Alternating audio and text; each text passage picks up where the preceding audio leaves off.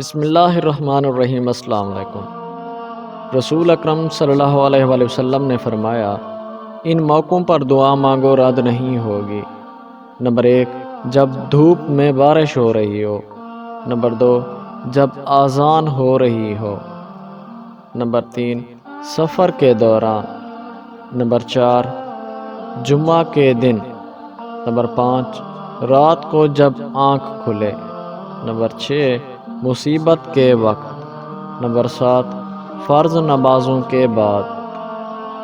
نبی کریم صلی اللہ علیہ وسلم نے ارشاد فرمایا، تم اللہ تعالیٰ سے ایسی حالت میں دعا کرو کہ تم مقبولیت کا یقین کرو، اور یہ جان رکھو کہ اللہ تعالیٰ غفلت سے بھرے دل سے دعا قبول نہیں کرتا۔